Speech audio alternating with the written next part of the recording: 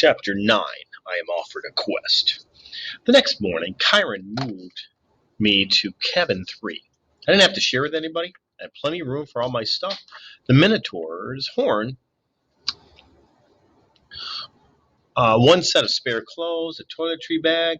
I got to sit on my own dinner table. I picked out all my own activities. I called lights out whenever I felt like it, and I didn't have to listen to anybody else.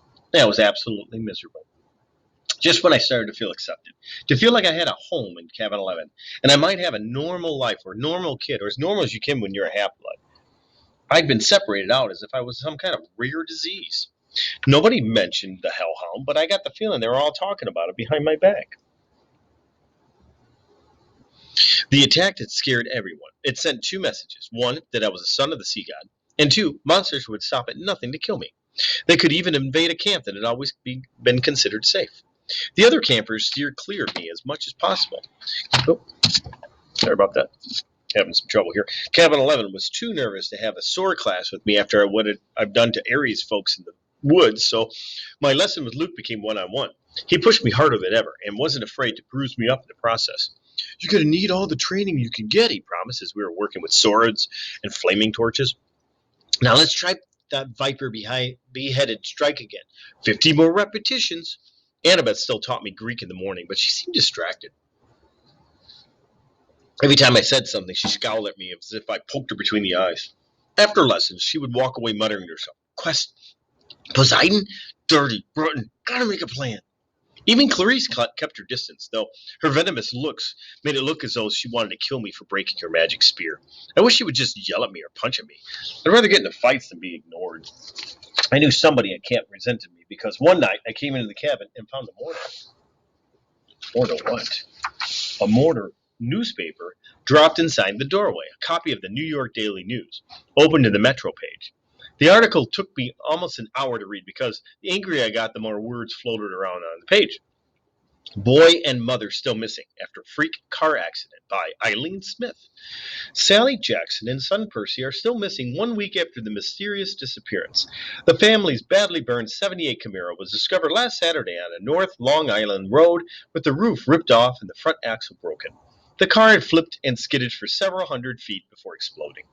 Mother and son had gone for a weekend vacation to Manitowoc, but left hastily under mysterious circumstances. Small traces of blood were found in the car and near the scene of the wreck, but there were no other signs of the missing Jacksons. Residents in the rural area reported seeing nothing unusual around the time of the accident.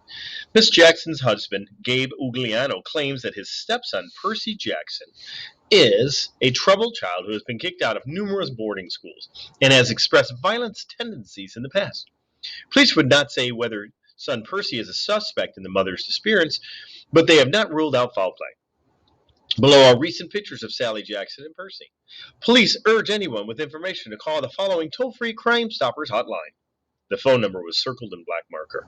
I wadded up the paper and threw it away, then flopped down in my bunk bed in the middle of the empty cabin. Lights out, I told myself miserably. That night, I had the worst dream yet. I was running along the beach in the storm. This time, there was a city behind me. Not New York.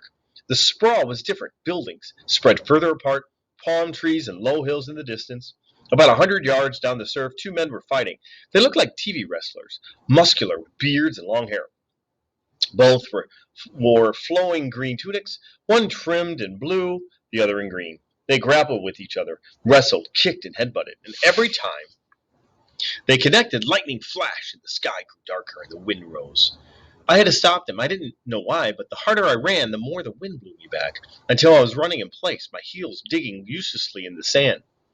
Over the roar of the storm, I could hear the blue-robed one yelling at the green-robed ones. Give it back, like a kindergarten fighting over a toy. The waves got bigger, crashing into the beach, spraying me with salt. I yelled, Stop it! Stop fighting! The ground shook. Laughter came from somewhere under the earth, and a voice so deep and evil it turned my blood to ice. Come down, little hero, the voice crooned. Come down. The sand split beneath me, opening up a crevice straight down to the center of the earth. This is a dream, I think. My feet slipped and darkness swallowed me. I woke up sure I was falling. I was still in bed in cabin 3. My body told me it was morning, but it was dark outside, and thunder rolled across the hills. A storm was brewing. I hadn't dreamed that. I heard a clopping sound at the door, a hoof knocking at the threshold. Come in? Grover trotted inside, looking worried. Mr. D wants to see you? Why? He wants to kill. I better let him tell you. Nervously, I got dressed and followed, sure that I was in huge trouble. For days, I'd half been expected to suck into the big house. Now that I was declared a son of Poseidon, one of the big three gods who weren't supposed to have kids, I figured it was a crime just to be alive. The other gods had probably been debating the best way to punish me for existing, and now Mr. D was ready to deliver the verdict.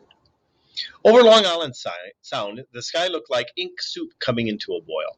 A hazy curtain of rain was coming in our direction. I asked Grover if we needed an umbrella. No, it never rains here unless we want it to. I pointed at the storm. What the heck was that then? He glanced uneasily at the sky. It'll pass around us. Bad weather always does. I realized he was right. In the weeks I'd been here, it had never been overcast. The few rain clouds I'd seen skirted around the edges of the valley. But this storm, this was huge. At the volleyball pit, the kid from Apollo's cabin were playing a morning game against the satyrs. Dionysus's twins were walking around into the strawberry fields, making the plants grow. Everybody was going about their normal business, but they looked tense. They kept their eyes on the storm. Grover and I walked up to the front porch of the big house. Dionysus sat at the pinochle table in his tiger-striped Hawaiian shirt with his Diet Coke, just as he had said on the first day. Chiron sat across the table in his fake wheelchair. They were playing against invisible opponents, two sets of cards hovering in the air. Well, well, Mr. D said, without looking up, our little celebrity. I waited. Come closer, Mr. D said, and don't expect me to noto you kowtow to you, mortal, just because old Barnaclebeard is your father. A net of lightning flashed across the clouds. Thunder shook the windows of the house. Blah, blah, blah, Dionysus says. Chiron feigned interest in his pinochle cards. Grover covered by the railing, his hooves clopping back and forth. If I had my way, Dionysus said, I would cause your molecules to erupt in flames. We'd sweep up the ashes and be done with a lot of trouble. But Chiron seems to feel that this would be against my mission at the cursed camp, to keep your little brats safe from harm. Spontaneous combustion is a form of harm, Mr. D. Chiron put in. Nonsense. Boy wouldn't feel a thing. Nevertheless, I've agreed to restrain myself. I'm thinking of turning you into a dolphin and sending you back to your father. Mr. D, Chiron warned. Oh, all right, Dionysus relented. There's one more option. But it's deadly foolishness. Dionysus rose, and the invisible player's cards dropped to the table. I'm off to Olympus for the emergency meeting. If the boy is still here when I get back, I'll turn him into an Atlantic bottlenose. Do you understand? And Perseus Jackson, if you're at all smart, you'll see that this is a much more sensible choice than what Chiron feels you must do. Dionysus picked up a playing card, twisted it, and it became a plastic rectangle. A credit card? No, a security pass. He snapped his fingers. The air seemed to fold and bend around him.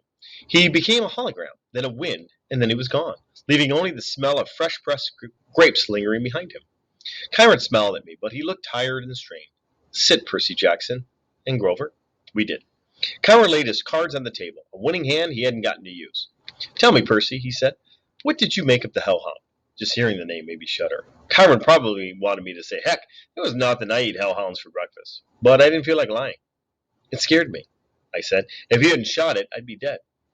You'll meet worse, Percy, far worse before you're done. Done with what? Your quest, of course. Will you accept it?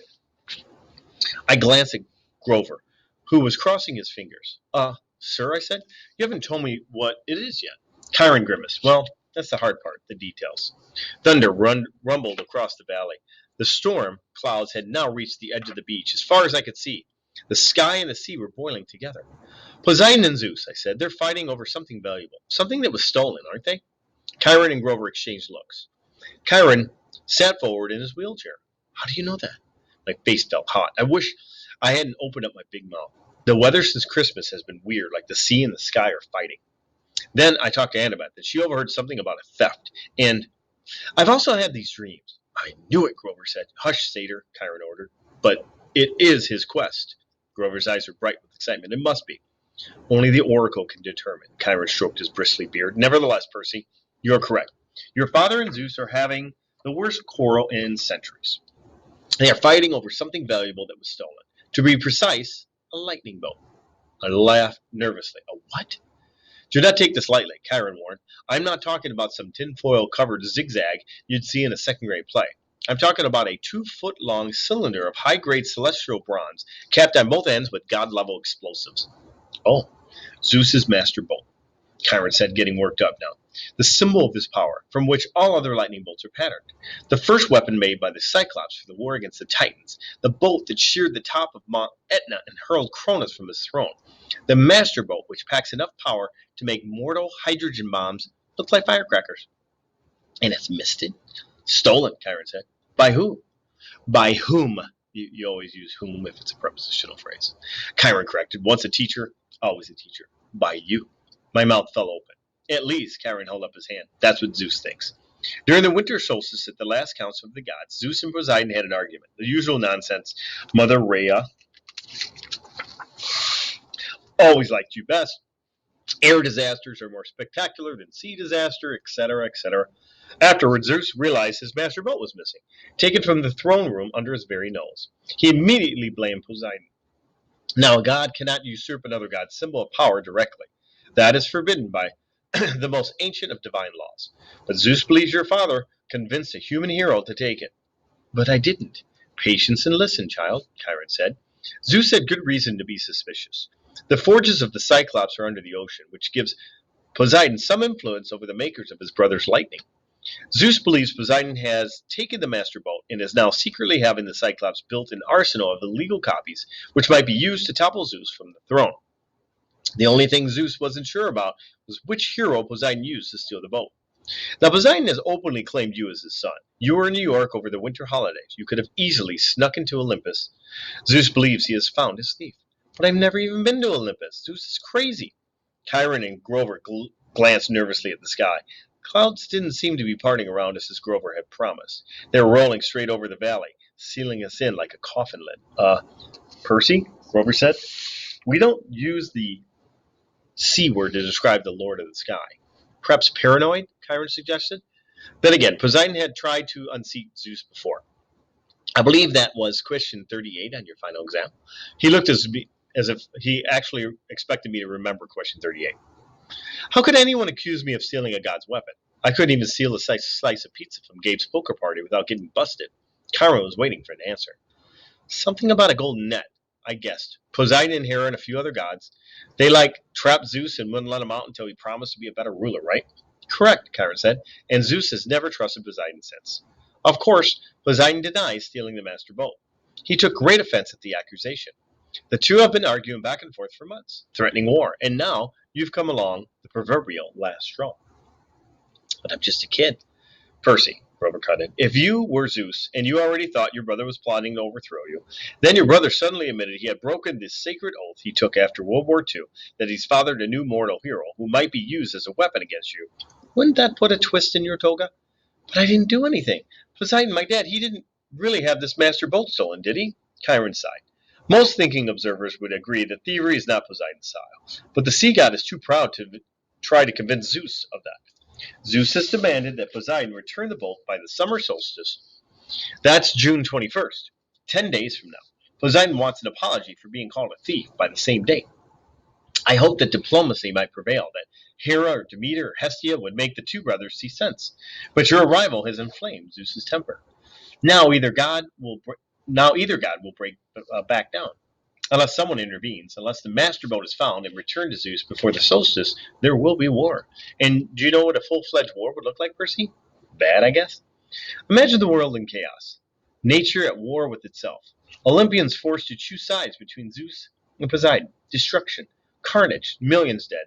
Western civilization turned into a battleground so big it will make the Trojan War look like a water balloon fight. Bad, I repeated. And you, Percy Jackson, will be the first to feel Zeus's wrath. It started to rain. Volleyball players stopped their game and stared in stunned silence at the sky. I had brought this storm to half-blood hail. Zeus was punishing the whole camp because of me. I was furious. So I have to find the stupid bolt and return it to Zeus. What better peace offering, Chiron said, than to have the son of Poseidon return Zeus's property? If Poseidon doesn't have it, where's the sting? I believe I know, Chiron's expression was grim. Part of a prophecy I had years ago. Well, some of the lines make sense to me now. But before I can say more, you must officially take up the quest. You must seek the counsel of the oracle. Why can't you tell me where the bolt is beforehand? Because if I did, you would be too afraid to accept the challenge. I swallowed. Good reason. You agree then? I looked at Grover, who nodded encouragingly. Easy for him. I was the one Zeus wanted to kill. All right. I said it's better than being turned into a dolphin. Then it's time you consulted the oracle, Chiron said. Go upstairs, Percy Jackson, to the attic. When you come back down, assuming you're still sane, we will talk more. 4 flights up the stairs ended in a green trapdoor. I pulled the cord.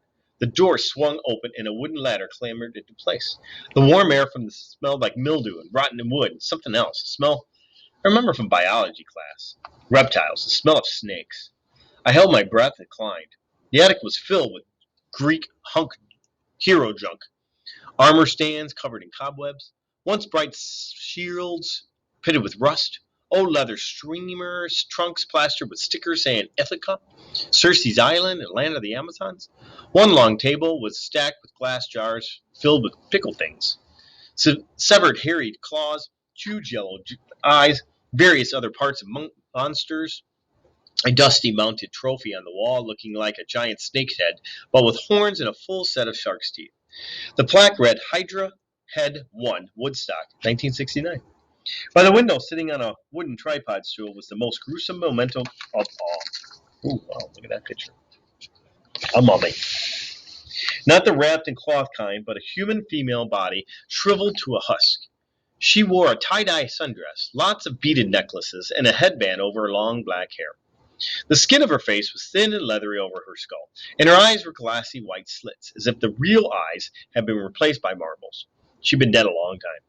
Looking at her sent chills up my back, and that was before she sat up on her stool and opened her mouth. A green mist poured from the mummy's mouth, coiling over the floor in thick tendrils, hissing like 20,000 snakes. I stumbled over myself trying to get to the trap door, but it slammed shut. Inside my head, I heard a voice, slithering into one ear and coiling around my brain. I am the spirit of Delphi, speaker of the prophecies of Phoebus Apollo, slayer of the mighty Python. Approach, seeker, and ask. I wanted to say, no thanks, wrong door, just looking for the bathroom. But I forced myself to take a deep breath. The mummy wasn't alive. She was some kind of gruesome receptacle for something else. The power that was now swirling around me was a green mist.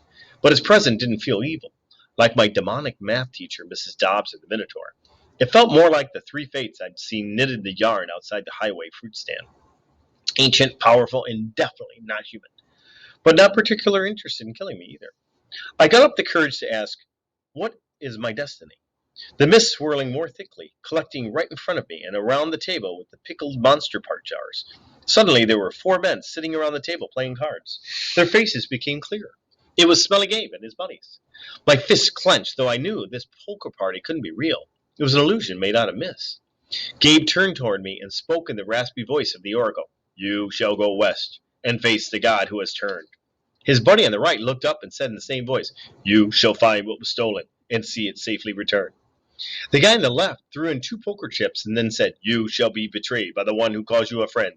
And finally, Eddie, our building super, delivered the worst line of all, and you shall fail to save what matters most in the end. The figures began to dissolve. At first I was too stunned to say anything, but as the mist retreated, coiling into a huge green serpent and slithering back into the mouth of the mummy, I cried, Wait, what do you mean, what friend? What will I fail to save? The tail of the mist snake disappeared into the mummy's mouth. She reclined back against the wall, her mouth closed tight as if it hadn't been opened in 100 years. The attic was silent again, abandoned, nothing but a room of mementos. I got the feeling that I could stand here until I had cobwebs too, and I couldn't learn anything else. My audience with the oracle was over. If I could do that. Grover sat forward, chewing excitedly on the remains of a Diet Coke can. That's great! What did the oracle say exactly, Chiron said. This is important. My ears were still tingling from the reptilian voice. She said I would go west and face a god who had turned. I would retrieve that was stolen and see it safely returned. I knew it, Grover said. Chiron didn't look satisfied. Anything else? I didn't want to tell him. What friend would betray me? I didn't have that many. And the last line, I would fail to save what mattered most. What kind of oracle would send me on a quest and tell me, oh, by the way, you'll fail? How could I confess that? No, I said, that's about it. He studied my face very well, Percy, but know this. The oracle's words often have double meanings. Don't dwell on them too much. The truth is not always clear until events come to pass. I got the feeling he knew I was holding something back, and he was trying to make me feel better. Okay, I said, anxious to change topics. So where do we go? Who's this guy in the west? Ah, think, Percy, Chiron said. If Zeus and Poseidon weaken each other in war, who stands to gain? Somebody else who wants to take over, I guess? Yes, quite. Someone who harbors a grudge against someone who's been unhappy with this lot. The world was divided eons ago, whose kingdom would grow powerful with the deaths of millions. Someone who hates his brother for forcing him into an oath to have no more children, an oath that bothers them both than broken. I thought about my dreams, the evil force that had spoken to the ground. Hades. The Lord of the Dead is the only possibility, Chiron nodded. A scrap of aluminum dribbled out of Grover's mouth. Whoa, wait, what? A fury came after Percy, Chiron reminded him. She watched the young man until she was sure of his identity, then tried to kill him. Furies only obey one lord, Hades. Yes, but Hades hates all heroes, Grover protested, especially if he found out Percy is the son of Poseidon. A hellhound got into the forest, Chiron continued. Those can only be summoned from the fields of punishment, and it had to be summoned by someone within the camp. Hades must have a spy here. He must suspect Poseidon will try to use Percy to clear his name. Hades would very much like to kill this young half-blood before he can take the quest. Great. That's two major gods who want to kill me. But a quest to... couldn't the Master Bolt be in some place like Maine? Maine's very nice this time of year. Hades sent a minion to steal the Master Bolt, Chiron insisted. He hid it under the underworld, knowing full well that Zeus would blame Poseidon. I don't pretend to understand the Lord of the Dead's motives perfectly, or why he chose this time to start a war. But one thing is certain. Percy must go to the underworld, find the Master Bolt, and reveal the truth. A strange fire burned in my stomach. The weirdest thing was, it wasn't fear. It was anticipation, the desire for revenge. Hades had tried to kill me 3 times so far with the Fury, the Minotaur, and the Hellhound. It was his fault my mother had disappeared in a flash of light. Now he was trying to frame me and my dad for a theft we hadn't committed. I was ready to take him on. Besides, if my mother was in the underworld, whoa boy, said the small part of my brain that was still saying, you're a kid. Hades is a god. Grover was trembling. He started eating pinnacle cards like potato chips. The poor guy needed to complete a quest with me so he could get a searcher's license, wherever that was.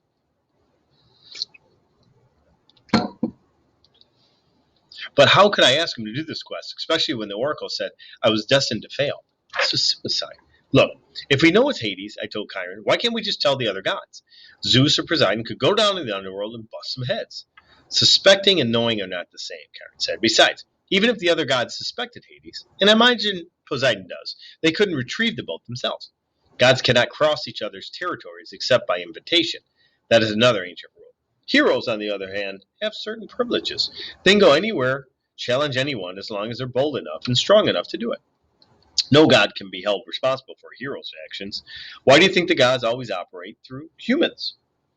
You're saying I'm being used. I'm saying it's no accident Poseidon has claimed you now. It's a very risky gamble, but he's in a desperate situation. He needs you. My dad needs me. Emotions rolled around inside me like bits of a glass in a kaleidoscope. I didn't know whether to feel resentful or grateful or happy or angry. Poseidon had ignored me for 12 years. Now suddenly he needed me. I looked at Chiron. You've known I was Poseidon's son all along, haven't you? I had my suspicions. As I said, I've spoken to the Oracle, too. I got the feeling there was a lot he wasn't telling me about this prophecy, but I decided I couldn't worry about that right now. After all, I was holding back information, too. So let me get this straight. I'm supposed to go to the underworld and confront the Lord of the Dead. Check, Chiron said. Find the most powerful weapon in the universe. Check. And get it back to Olympus before the summer solstice in 10 days. That's about right. I looked at Grover, who gulped down the ace of hearts. Did I mention that Maine is very nice this time of year? He asked weakly. You don't have to go, I told him. I can't ask that of you. Oh, he shifted his hooves. No, it's just that satyrs in underground places, well... He took a deep breath, then stood brushing the shredded cards and aluminum bits off his t-shirt. You saved my life, Percy. If you're serious about wanting me along, I won't let you down. Grover, Percy, Annabeth. I felt so relieved I wanted to cry. I didn't think that would be very heroic. Grover was the only friend I've ever had longer than a few months. I wasn't sure what a good satyr could do against the forces of the dead, but I felt better than knowing that he'd be there.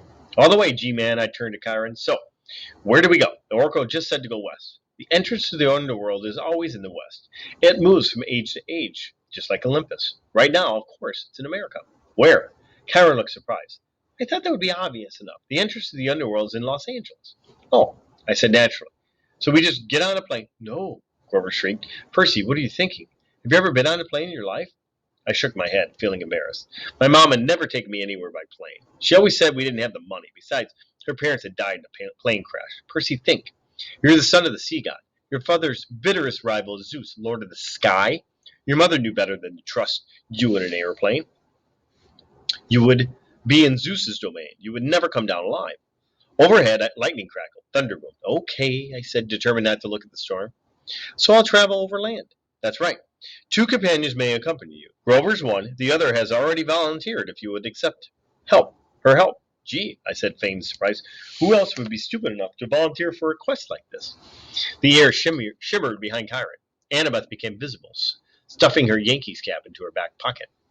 I've been waiting this for a long time, seaweed brain. Athena is no fan of Poseidon, but if you're going to save the world, I'm the best person to keep you from messing up. If you do say so yourself, I said. I suppose you have a plan, wise girl? Her cheeks colored. Do you want my help or not? The truth was, I did. I needed all the help I could. A trio. I said, that'll work. Excellent, Chiron said. This afternoon, we can take you as far as the bus terminal in Manhattan. After that, you're on your own. Lightning flashed. Rain poured down the meadows that were never supposed to have violent weather. No time to wait, Chiron said. I think you should all get packing. And I believe that's the end of chapter 9. Yep.